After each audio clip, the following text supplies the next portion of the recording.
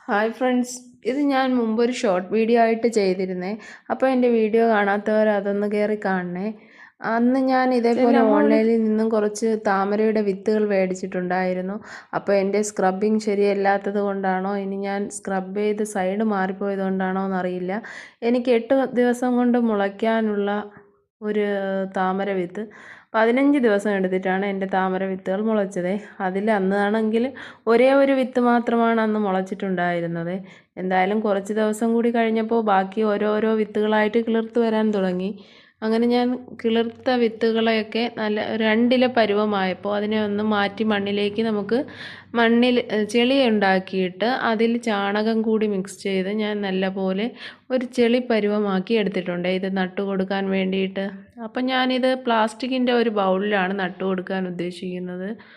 അതിലേക്ക് നമുക്ക് ഈ മുളച്ച് വന്ന വിത്തുകൾ കുറച്ച് വേരുകളൊക്കെ വന്ന് തുടങ്ങിയിട്ടുണ്ട്. ഈ വേര് വന്നാൽ മാത്രമേ നമുക്കത് മണ്ണിലേക്ക് നട്ടു കൊടുക്കാൻ പറ്റുള്ളൂ. അപ്പോൾ നിങ്ങൾക്കിത് കാണുമ്പോൾ തന്നെ മനസ്സിലാവും, ചെറുതായിട്ട് വേരുകളൊക്കെ വന്ന് തുടങ്ങിയിട്ടുണ്ട്. അതിനെ നമുക്ക് മണ്ണിലേക്ക് നട്ടു കൊടുക്കാമേ.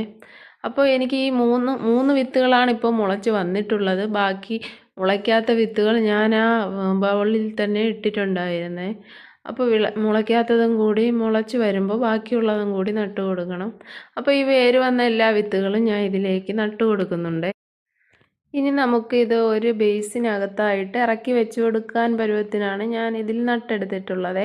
ഇത് കുറച്ചും കൂടി വലുതായി വരുമ്പോൾ ഈ വലിയ ബേസിനിൽ തന്നെ മണ്ണും വളവും കൂടി ചേർത്തിട്ട് ഇത് അതിലേക്ക് എടുത്ത് നട്ടു കൊടുത്താൽ മതിയേ. അപ്പോൾ തൽക്കാലം ഞാൻ ആ ചെറിയ ബൗളിൽ നട്ടിട്ട് ഇതിനകത്തേക്ക് വെച്ച് കൊടുക്കാനാണ് ഞാൻ ഉദ്ദേശിക്കുന്നത്. അപ്പോൾ എന്തായാലും അതിലേക്ക് കുറച്ച് വെള്ളം ഒഴിച്ചിട്ടുണ്ട്. അപ്പോൾ നിറയെ നമുക്ക് വെള്ളം വേണമെങ്കിൽ വീഴ്ത്തി കൊടുക്കാം. പിന്നെ ഞാൻ കുറച്ച് ഗപ്പി കുഞ്ഞുങ്ങളെയും കൂടി ഇതിലിട്ട് കൊടുക്കുന്നുണ്ട്. ഇല്ലെങ്കിൽ ഇതിൽ കൊതുക് മുട്ടയിടാനുള്ള സാധ്യതയുണ്ട്. അങ്ങനെ ഞാൻ കുറച്ച് മീൻ കുഞ്ഞുങ്ങളെ കൂടി അതിലിട്ട് കൊടുത്തിട്ടുണ്ട്. അപ്പോൾ എന്തായാലും കൊതുകൊന്നും വന്ന് മുട്ടയിടില്ല. അപ്പോൾ ഇനി നമുക്ക് ഇപ്പോൾ അത് ഒരാഴ്ച കഴിഞ്ഞിട്ടുണ്ട് ഞാൻ നട്ടിട്ട്. ഇപ്പോൾ അതാ ഇലയൊക്കെ കുറച്ചും കൂടി ഒന്ന് വലുതായി വിരിഞ്ഞ് വന്നിട്ടുണ്ട്. ആ മീനൊക്കെ തന്നെ ഒരുവിധം നല്ല വെള്ളവുമായിട്ട് നല്ല അത് പൊരുത്തപ്പെട്ടിട്ടുണ്ട്. അപ്പോൾ എന്തായാലും മീനൊന്നും ചത്തിട്ടില്ല. ആ മീനൊക്കെ നല്ലപോലെ അതിൽ വളരുന്നുമുണ്ട്. എന്തായാലും നിങ്ങൾക്ക് ഇഷ്ടപ്പെട്ടെങ്കിൽ